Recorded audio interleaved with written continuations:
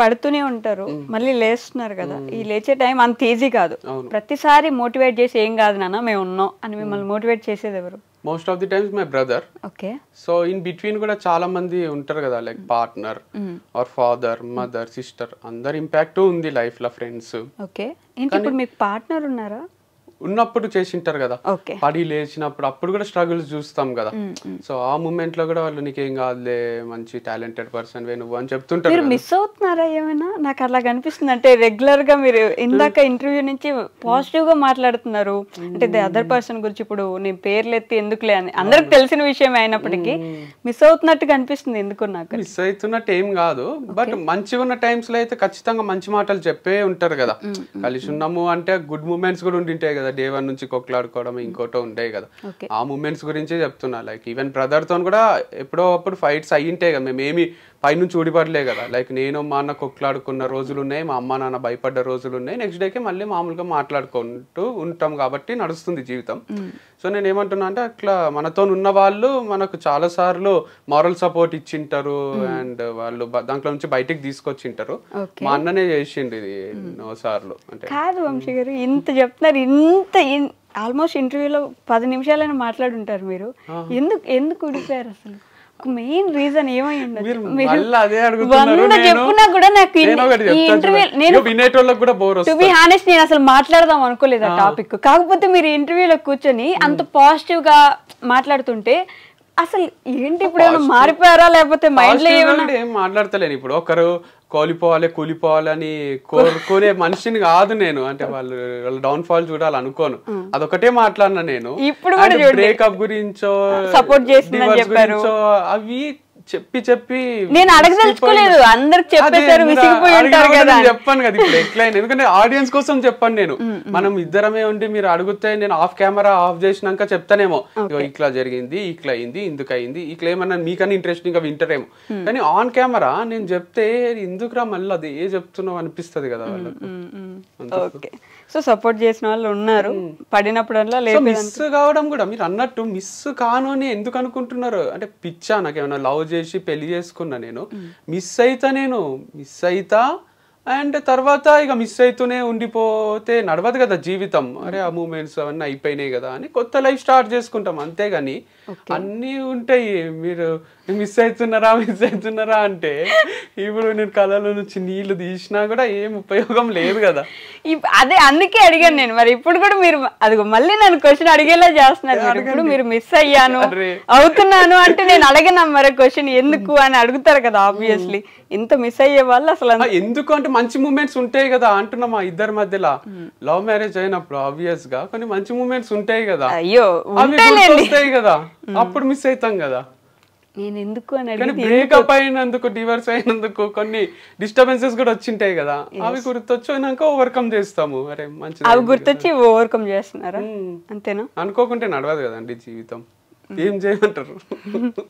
మరి ఏంటి ఇప్పుడు చెప్పండి. అయిపోయింది నాది. అయిపోయిందా? కాదు, ఇవన్నీ చేశారు, ఇప్పుడు ప్రమోషన్స్ చేస్తున్నారు పక్కన వాళ్ళకి. మీరేం ప్లాన్ చేస్తున్నారు నెక్స్ట్? ఓకే నేను ఇది స్టార్ట్ చేస్తాను, లేదంటే మళ్ళీ మోటివేషనల్ స్పీకింగ్ ఏమైనా చేస్తారు, ఇట్లా ఏమనుకుంటున్నారు నెక్స్ట్? ఏంటి నెక్స్ట్ ఏం అనుకుంటలేను. రోజుకు 20-30 వేలు వస్తున్నప్పుడు నెక్స్ట్ ఎందుకు అనుకుంటారు? పెట్రోల్ కి 2-3 వేలు పోయినా 25 వేలు మిగులుతున్నప్పుడు రోజుకి ఇక నెక్స్ట్ ఆలోచించాల్సిన అవసరం ఏముంది నాకు? తర్వాత ఇది ఆగిపోయినాక మళ్ళీ ఒక వారం ఆలోచించి నేను అక్కడ మళ్ళీ ఏదన్నా ఐడియా క్లిక్ అయితే అది ఇంప్లిమెంట్ చేస్తా, అంతేగాని నేను నెలకు 5-6 లక్షలు వస్తున్న టైంలా ఎఫర్ట్లెస్ గానే అంటే అక్కడికి వెళ్తారు అంత ఈజీ కూడా ఉండదు. మీరు అంత తీసి పడేకండి, నేను చెప్తే మీరు వినాలి అంతే. మీరు ఎఫర్ట్లెస్ అంటే చెప్పడం వరకే, దాని వెనకాల ఎంత కష్టం ఉంటది అంటే పొద్దున్న లేచి స్టార్ట్ కావాలి.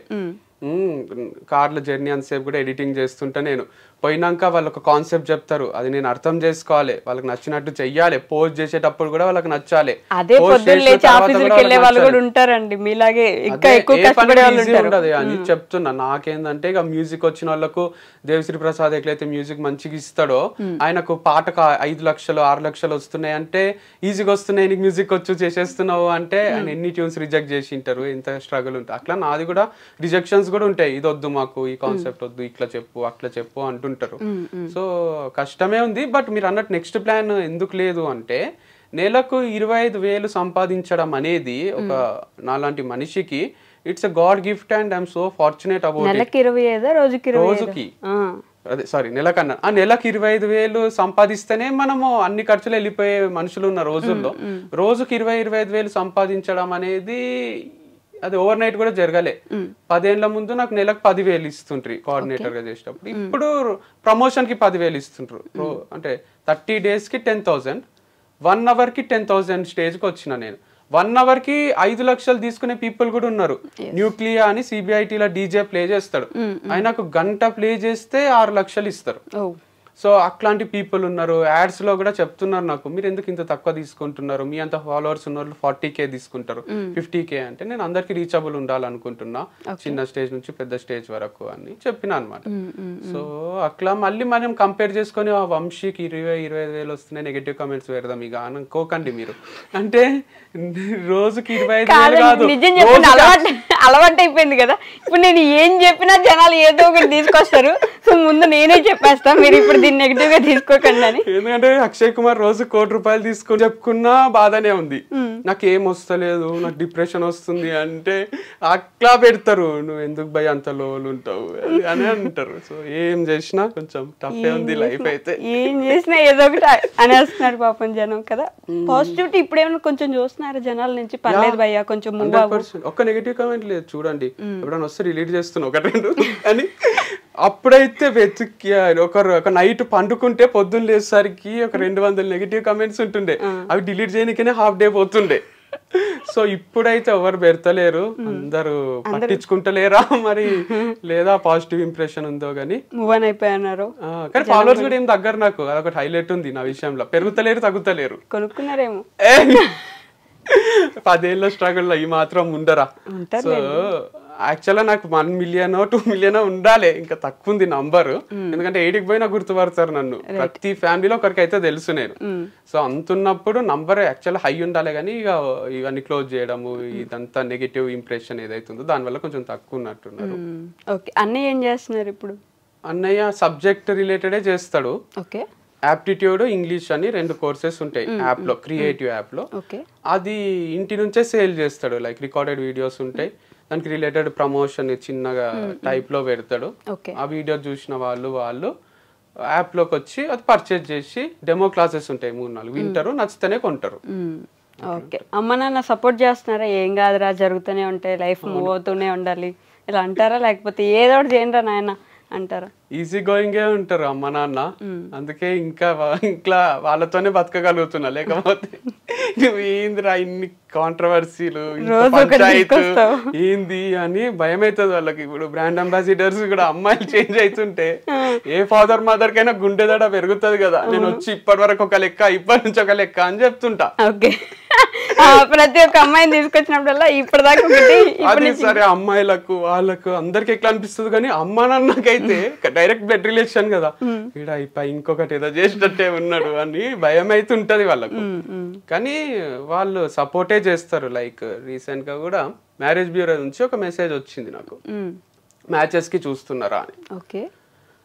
చెప్పండి మంచి అమ్మాయి ఉంటే చేసుకుంటా అని రిప్లై ఇచ్చిన. అది మా అమ్మకు, అక్కకు, డాడీకి కూడా చెప్పిన. వాళ్ళు ప్రొఫైల్ షేర్ చేస్తుంటే నేను అది గ్రూప్ లో షేర్ చేస్తున్నా, మా ఫ్యామిలీ గ్రూప్ లో. చూడండి మీకు నచ్చిన అమ్మాయినే చేసుకుంటా, లాస్ట్ టైం నాకు నచ్చిన అమ్మాయిని చేసుకున్నా, ఈసారి మీకు నచ్చిన అమ్మాయిని చేసుకుంటా అని.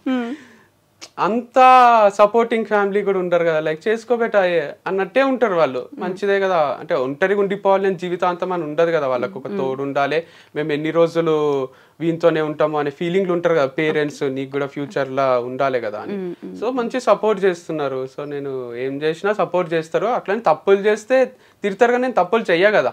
తప్పులు చేయరా? మెచ్యూరిటీ అవుతుంది. మీరు చేసేవన్నీ తప్పులే కదా, మీరు అంటున్నారు. రోజు తప్పులతో నేర్చుకుంటున్నారు మీరు. తప్పులతోటి నేర్చుకుంటలేను, వచ్చిన కష్టాలతోటి, వచ్చిన ఫెయిల్యూర్ తోటి నేర్చుకుంటున్నా. ఒక ఇంటర్వ్యూకి పోయి ఫెయిల్ అయినావో అంటే తప్పు చేసినట్టే కాదు కదా. అది తప్పు కాదు, కాకపోతే మీరు బిజినెస్ పెట్టి ఫెయిల్ అయ్యారంటే ఎక్కడో దగ్గర తప్పు జరిగిందనే కదా. తప్పు జరగకుండా కూడా మూసుకోవాల్సి వస్తుంది కదా, అంటే వేరే వాళ్ళ తప్పు వల్ల కూడా. ఎవరి తప్పు వల్ల అయినట్టు? ఇప్పుడు నా పైన నెగిటివ్ పబ్లిసిటీ చేసిండ్రు కదా. ఎవరు? మా దగ్గర పనిచేసిన ఎంప్లాయీస్ వాళ్ళు వచ్చి ఇక్కడ ఆర్గానిక్ అమ్ముతలేడు అని డౌట్ క్రియేట్ చేస్తే మన దగ్గరే ఉన్న వాళ్ళు మనకి వెన్నుపోటు పొడుస్తున్నారంటే ఏం జరగకుండానే పొడుస్తారా అనే డౌట్లు కూడా ఉండొచ్చు. అంటే అందరిపైన కోపం ఉంటది అని ఎవరు చెప్పారు కదా అట్లా. ఇప్పుడు కట్టప్ప బాహుబలిని చంపిండు గాని ప్రతి సినిమాలో అట్లా కట్టప్పలు ఉండరు, హీరోలని వెనక నుంచి పొడిచి చంపేయరు కదా. ఒక్కసారి జరిగిందంటే అది 1 in a million జరుగుతుంది, million times లో. అట్లా నా లైఫ్ లో జరిగింది. 1 in a million me life లో జరిగింది కాబట్టి అలా జరుగుతుంది. ఎందుకంటే నేను పని చేసుకుంటా, మంచినే ఉండే పర్సన్ ని నేను, పని అంటే పిచ్చి, అట్లాంటిది నాకు ఫార్మ్స్ లేకుండా చేసిండ్రు. అయ్యో మీరు అన్ని పాత మెమరీస్ గుర్తు చేసి బాధ పెడుతున్నారు. నేను బాధ పెట్టలేదండి, అడిగే క్వశ్చన్స్ అట్లా ఉన్నట్టున్నాయి. ఎందుకంటే ఫస్ట్ మ్యారేజ్ గురించి నేను అడగలేదు అసలు, మీరే చెప్పారు. నేను అసలు మీ మ్యారేజ్ గురించి కానీ ఇంకెవరి గురించి కానీ నేను అడగలేదు. మీరు అన్ని క్లోజ్ అయిన వాటి గురించి అడుగుతున్నారు. మీరు ఇప్పుడు జరిగే ప్రమోషన్స్ గురించి, అరే మీ లైఫ్ బాగుంది కదండి, మీరు మంచిగా బయటకు వచ్చిండ్రు, ఇట్లా అంటలేదు. నేను నా ఫస్ట్ పాయింట్ నేను అది చెప్పా. మీరు ఇప్పుడు మళ్ళీ ఇట్లా పడిపోయి కూడా మళ్ళీ లేస్తున్నారండి. మీరు బయటకు వచ్చి ఇప్పుడు మీరు అట్లా ఎందుకు అయింది, ఇట్లా ఎందుకు అయింది, ఇది ఎందుకు అయింది అంటున్నారు. ఇప్పుడు ఇక్కడ నుంచి ఇక్కడ దాకా వెళ్ళినప్పుడు చచ్చిన పాముని ఇంకా చంపుతున్నారండి మీరు. చెప్పండి. ఇక్కడ నుంచి ఇక్కడ దాకా వెళ్ళినప్పుడు ఈ మధ్యలో ఏం జరిగింది అనేది కూడా జనానికి ఒక ఇంట్రెస్ట్ ఉంటది కదా. ఏం జరిగితే మళ్ళీ ఇక్కడ నుంచి ఇక్కడికి వెళ్ళగలిగారు, ఇక్కడ నుంచి ఇక్కడ దాకా వచ్చారు, ఆ ఇంట్రెస్ట్ ఎలా జరిగింది అనేది మాత్రం తెలుసుకోవాలి. నేను చెప్తా. యాక్చువల్గా డిప్రెషన్ అనేది అందరికీ వస్తుంది. మనం ఏం చేస్తామంటే అది మనల్ని కంట్రోల్లోకి తీసుకునే దగ్గరికి తీసుకొస్తాం. దాన్ని మన కంట్రోల్లోకి తెచ్చుకోవాలి, కానీ దాని కంట్రోల్లోకి మనం పోరాదు. అది వచ్చి తలపైన తాండవం చేస్తుంది, ఆడుకుంటది మనతోని. అస్సలు ఇంట్లో నుంచి బయటికి కదలనియది, ఎవరితో మాట్లాడనియది, ఏడుపు వస్తుంది. దీపికా పడుకోనికి అయింది అట్లా, లవ్ ఫెయిల్ అయ్యా మరి ఎందుకో తెలియదు కానీ ఆమె ఇంట్లోనే ఉంటూ డిప్రెషన్ లోకి పోతూ అందరికీ చెప్పింది ఇది నార్మలే, సైక్రియాటిస్ట్లని సైకాలజిస్ట్లని కలవండి, ఇట్స్ ఓకే అని. సో నాకు కూడా అంత డిప్రెషన్ లో వచ్చిన రోజులు ఉన్నాయి. నేను దాన్ని కంట్రోల్లోకి తీసుకొనియను. అంటే అది వచ్చి నాకు తెలుసు అది డాన్స్ చేస్తుంది అని, మనతోనే ఉంటది దయ్యం లాగా. ఒక ఫోటోను ఒక మూవీ ఉంది, దాంట్లో భుజం పైన దయ్యం కూర్చుంటది, వానికి హెవీగా ఉంటది. మనకు కూడా అట్లా వచ్చి డిప్రెషన్ కూర్చోనికే ట్రై చేస్తుంటది, కానీ దయ్యం లాగా. మనం దానికి ఆ ఛాన్స్ ఇయ్యరాదు. మంచిగా ఫ్రెండ్స్ తో తిరగడము, ఫ్యామిలీతో టైం స్పెండ్ చేయడము, మ్యూజిక్ వినడము, బుక్స్ చదవడము, క్రికెట్ ఆడడము, చూడడము, ఇట్లాంటి వాటికి మనం అడిక్ట్ అయినాం అనుకోండి, గుడ్ హ్యాబిట్స్ ఉంటాయి, అప్పుడు దాంట్లో నుంచి బయటికి రావచ్చు. నిన్న వచ్చింది లో ఫీలింగ్ నాకు, మీ ఇంటర్వ్యూ ఈ రోజు కదా, నిన్న ఈవినింగ్ వచ్చింది. నేనేం చేసిన, మ్యాడ్ స్క్వేర్ చూడలే, థియేటర్ లో పెట్టుకొని కూర్చున్నా. ఇంత హైలైట్ కూడా తీస్తారా ఆ మూవీ అనిపించింది. మ్యాడ్ నచ్చింది నాకు, మ్యాడ్ స్క్వేర్ నచ్చింది. అంటే ఆ హ్యూమర్, ఆ లైట్ నోట్ లో తీస్తున్నారు చూడండి మూవీస్. ఇట్స్ గ్రేట్ టాలెంట్ అనిపిస్తుంది. ఆస్కర్ ఇవ్వచ్చు వాళ్ళకు. మనం ఎట్లాంటి వాటికి ఇస్తామంటే యానిమేటెడ్ మూవీస్ కో ఇంకోటో అట్లా ఆలోచిస్తాం, కానీ ఇది కూడా చాలా కష్టం ఇట్లా తీయడం. హ్యూమర్ ఎలా మెయింటైన్ చేయడం కూడా అంత పాజిటివ్ అడిక్షన్స్ ఉన్నప్పుడు మూవీస్ అని, క్రికెట్ అని ఎందుకు బాధపడాలి మనం. ఓకే, మొత్తానికి వంశీ గారు మళ్ళీ పెళ్లి చేసుకుంటున్నా అని చెప్పారు ఇప్పుడు ఇంటర్వ్యూలో. చెప్పారు కదా, చేసుకుంటున్నా అని కాదు, చేసుకోవడంలో తప్పేముంది అని. తప్పులేదు, ఫస్ట్ టైం తప్పులేదు, మీరు చేసుకుంటున్నారని చెప్పారని అడుగుతున్నాను నేను. అంతే, చేసుకోకపోతే అయితే అవుతుంది, చేసుకుంటారు. మంచి అమ్మాయి ఉంటే చేసుకుంటారు. వాళ్ళే మెసేజ్ చేస్తున్నారు మరి ఇంట్రెస్టెడా అని. నేనేం చెప్పాలి, ఇంటికి లక్ష్మీదేవి వస్తున్నప్పుడు నువ్వు చెప్పలేం కదా. అంతే. మరి మీ అన్నయ్య పరిస్థితి ఏంటి? మా అన్నకి ఇంకా టైం పడుతుంది, లైక్ ఈస్ థింకింగ్. ఇంకా thinking, take time, he has his own ideology. మీ ఇద్దరికి సెపరేట్ ఐడియాలజీ ఉంటది కదా, సేమ్ అసలు ఉండదు అనిపిస్తుంది. కొన్ని సేమ్ ఉంటాయి, కొన్ని సెపరేట్ ఉంటాయి. లైక్ బ్లడ్ రిలేషన్ కాబట్టి కొన్ని సేమ్ ఉంటాయి, అండ్ వేరే పరిస్థితుల్లో పెరిగినాం కాబట్టి కొన్ని డిఫరెంట్ కూడా ఉంటాయి.